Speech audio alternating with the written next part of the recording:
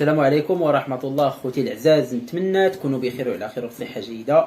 اليوم جيتكم فيديو جديد مختلف على كاع الفيديوهات اللي كندير في القناة ديالي من نهار بديتها. هنا حسيت باللي خصني ندير هذا المكون هذا اللي بغيت نوريكم، المكون العجيب، المكون السحري والصيدلية المنزلية اللي هي متوفرة عندي في هذا البانيو، خصوصا القفص الصدري. هاد المكون هذا اللي كنخدموا به كينقي الرئه من جميع السموم، كيحيد منها ليطاش.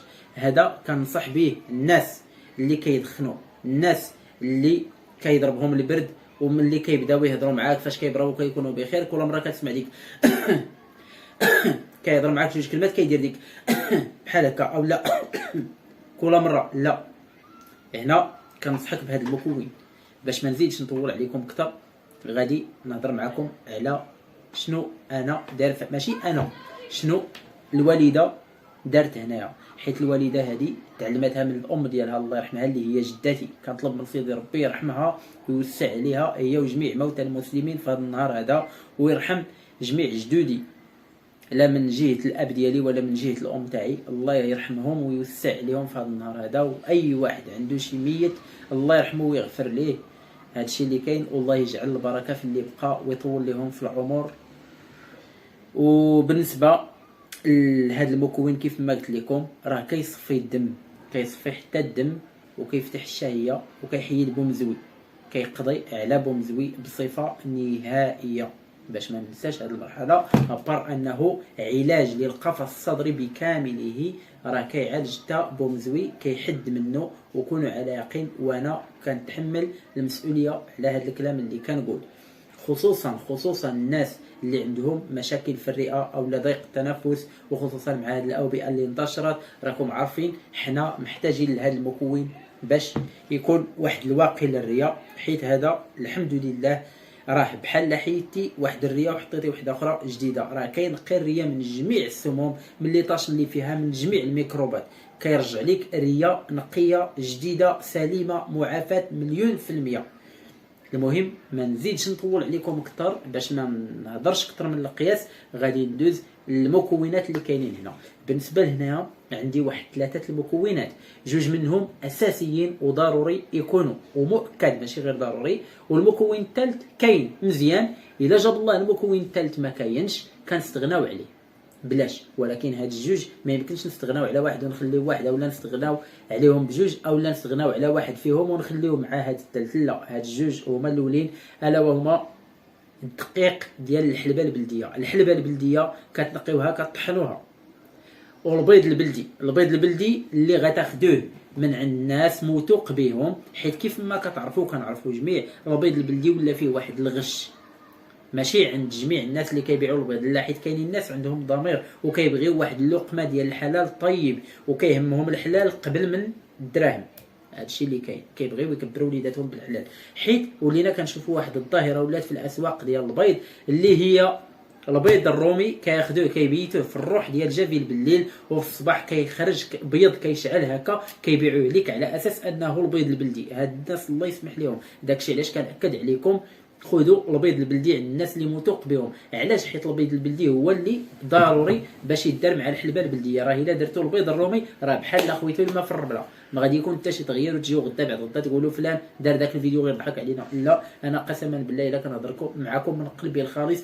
وهذا المكون اللي جيت كنهضر لكم عليه هذا النهار هذا، لو ما كانش كيف ما كنقول راه ما غاديش تشوفوا وجهي باش انا نهضر بحال هكا.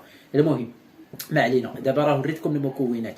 المكون الاول الحلبه البلديه، المكون الثاني البيض البلدي، المكون الثالث اللي هو الا كان مزيان، الا ما كانش ماشي ضروري، هو الشيبه. الشيبه كتاخذوها كتيبسوها كطحنوها حتى هي غير واحد الربيطه، كطحنوها كتزيدوها مع هاد المكونات. دابا غادي نحيد عليها التبصيل الجنب، وغادي ندوز نوريكم طريقه الاستعمال. بالنسبه لطريقه الاستعمال كيفاش دايره، كناخذوا الحلبه البلديه ديالنا كنقيوها من جميع الاحجار اللي كيكونوا فيها، اولا دوك الحوايج اللي كيطيروا من عند العشاب لديك الحلبه كتنقى. كنخليو الحبات ديال الحلبه وحده على وحده بدون اضافات. كنديوها عند العطار. الا ما عندكمش ديك الخلاط اللي كيبدا يطحن لكم العشوب في الدار، كتديوها عند العشاب، شي عشاب اللي كيكون نقي وعنده الماكينات كينظفهم، ماشي اللي جاي يطحنها ويطحن لك الحلبه حيت غدوزها لكرشك. هادشي اللي كاين. المهم انا كنمشي عند حسن قسيم، بالنسبه للناس تاع الدرب كنمشي عند حسن قسيم كيطحن داكشي عنده يا سلام، الماكينه كطحن مزيان وكلشي نقي. المهم غادي ندوز، غادي نقيو اسيدي ديك الحلبه، غادي نديوها نطحنوها الا عندكم في الدار طحانه طحنوها في الدار. من بعد اش كناخذوا البيض البلدي كنحلوه، كنحيدوا الصفر، كنحيدوا الابيض ديال البيض، كنحيدوه كنلوحوه كنحتفظوا بالصفر، حنا غرضنا في الصفر ديال البيض. كنحطوه في شي جبانيه كنجمعوه، وداك الصفر كتعزلوه في واحد الجبانيه عاد كتخويوه على الصفر اللي كتجمعوه. بعد الخطرات البيض البلدي كنلقاوهم فيه شي بيضات خسرات، باش ما يخسرش لينا كلشي كنضطروا اننا نعزلوه في شي جبانيه حتى كنشوفوا داك الصفر واش مزيان، عاد كنضيفوه على الصفر الاخر، وهي غادا حتى كنكملوا ديك مثلا 15 بيضه اولا 20 بيضه. داكشي اللي كندير انايا على حسب، حيت انا عندي كيلو ديال الحلبه، نتوما الا عندكم نص كيلو تاع الحلبه راه يقدر تكفيكم غير 10 البيضات حتى 9 البيضات. انا عندي مثلا كيلو ديال الحلبه غتكفيني 20 بيضه 15 بيضه 16 بيضه على حسب الحجم ديال البيض. المهم هنا ملي كنعزلوا الصفر ديال البيض كنجي لديك الحلبه اللي طحنت كنقص منها واحد شويه ديال الدقيق، تقريبا واحد الربعه، كنحيد منها واحد شويه تقريبا واحد الربعه، كنخلي ديك كيلو الا ربع ديال الدقيق تاع الحلبه كنشدها كنخويها في واحد البسيط. انا الوالده اللي صوبتها الله يطول لينا في عمرها، غير كنهضر لكم بكلمه انا بحال لا انا اللي درت، ولكن بغيت نشرح لكم باش تفهموا هادشي اللي كاين.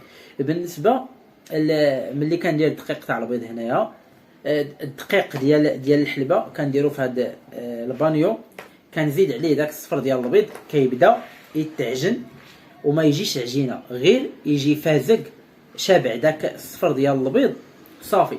كنكتفيو كناخذوا داك الدقيق ديال الحلبه اللي ديجا اللي نقصنا فيه واحد الربعه، ديك الربعه كنخويها هو باش كنبدا نفرقو، كنبدا نرملو بحال الا كنكسكس باش يعطيني واحد العجين اللي هو متفرق ومرمل ياك.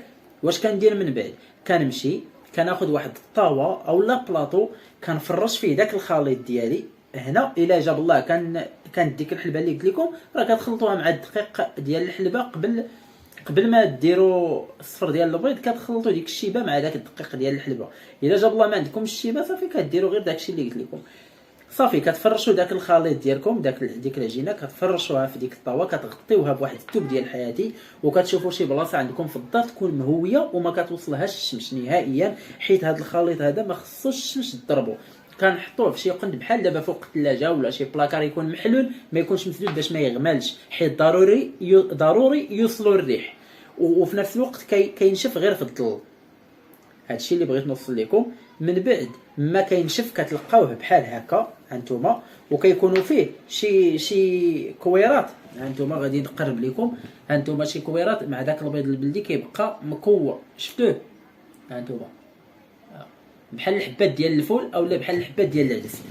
صافي غير كينشف بحال هكا. اش غادي ندير ليه انا دابا؟ غادي نديه غادي نطحنو باش يرجع بحال الدقيق. صافي ها هو هاد الخليط اولا هاد الصيدليه المنزليه ديال القفص الصدري وحتى ديال تصفيه الدم، ها هي راه موجوده ملي طحنتها. دابا غادي ندوز معكم لطريقه الاستعمال، اسمعوني مزيان. بالنسبه لطريقه الاستعمال شنو كندير؟ كناخذ على الريق واحد المعلقه كبيره تكون مسوحه، كنديرها في فمي، كنشرب عليها واحد الكاس تاع الماء، كندوز به داك الخليط. تفهمنا؟ من موراها بواحد ربع ساعه ولا 10 دقائق عاد كنفطر. الا كنت زربان غادي الخدمه ممكن نفطر في البلاصه.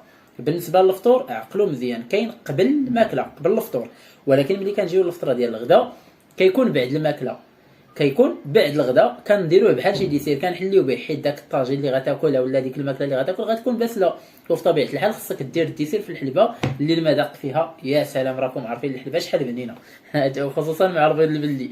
هادشي اللي كاين. المهم ملي تغدا وتبنن ديك الماكله ديالك غير صبر ودير ديك المعلقه كبيره مسوحه في الفم ديالك، ودوزها بواحد الكاس ديال الماء مورا الغداء. الفطور قبل الفطور، ولكن الغداء مورا الغداء. هنا كندوزو للعشاء، ملي كنتعشى وكتاكل كلشي وتشرب وهذا كيبقى ليك تمشي تنعس. اش كدير؟ كتاخذ واحد المعلقه كبيره مسوحه ما تكونش عامره بالزايد، كديرها في الفم ديالك، كتشرب عليها كاس تاع الماء، كدوز داك الخليط الكرش ديالك، كتمشي تنعس. كتبقى تستمر هكا تقريبا 5 ايام 6 ايام 10 ايام 15 يوم على حسب داك الشيء اللي بغيتي انت.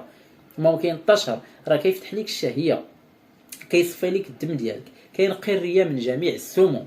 وكون على يقين باللي الا كنتي كتهضر مع شي واحد، كاينين الناس كتهضر معاهم كيهضر معاك واحد جوج كلمات كتسمع ديك او لا عاد يكمل معاك الهضره. راه فاش كتبع اخويا هذا المكون هذا راه داكشي غتنساه، راه بحال حيدتي الريه ودرتي ريه اخرى.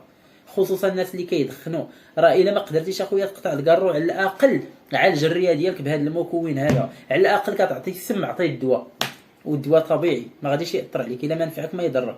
هذا الشيء اللي بغيت نقول لكم، وكنقول لكم اسمحوا لي الا طولت عليكم، وشكرا لكم. وانا راه كنتحمل كامل المسؤوليه على هذا المكون اللي عطيتكم، حيت متيقن منه مليون في المية. لقيته في دار جداتي الله يرحمها، هذا هو اللي كان العلاج ديالهم في البلاد، والناس ديال بلادنا الا تفرجوا فيها راه غادي يعرفوا باللي كلامي صحيح مليون في المية، غادي يعرفوا باللي كلامي صحيح مليون في المية، حيت هذا هو العلاج ديالهم زمان كينقيو به الريه ديالهم، او لا اي واحد تصاب بالبرد او لا شي يطاش في الريه ديالو، او لا عنده السل، او لا عنده اي حاجه، هذا هو العلاج اللي كان كيستعمل.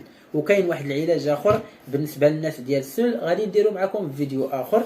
هاد العلاج الاخر اللي غادي نعطيكم خصيصا كيعالج غير ماشي السل، استغفر الله ربي العظيم، كيعالج غير الماء ديال الريه، اللي عنده الماء في الريه كاين ليه واحد العلاج اخر اللي ما كيقدرش على الحلبه. ولكن بالنسبه لهذا المنتوج هذا راه كيشمل جميع العلاجات ديال الرئه، لا من الماء لا من السل لا من الميكروبات لا من الليطاش لا من بزاف د الحوايج، راه بحال حيدتي الريه ركبتي ريه جديده.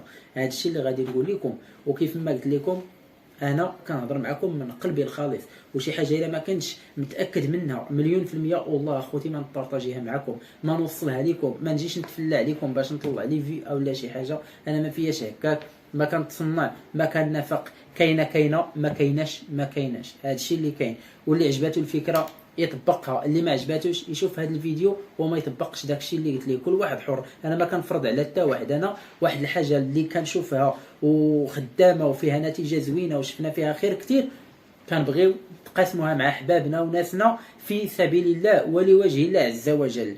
اللي عجباتو الفكره مرحبا، اللي ما عجباتوش الفكره يسمح لنا. هذا الشيء اللي كاين، وبلا ما نزيد نطول عليكم اكثر، تهلاو في ريوسكم. الله يشافينا ويعافينا من جميع الامراض والاسقام والافات يا ربي، حنا وانتم وجميع المسلمين. اللي مريض الله يشافيه، اللي هو في صحه جيده الله يقويه ويرزقه صحه الابدان ان شاء الله. والله يجعل البركه في والديكم وفي اخوتكم وفي عائلتكم، وحياكم الله، والسلام عليكم ورحمه الله تعالى وبركاته.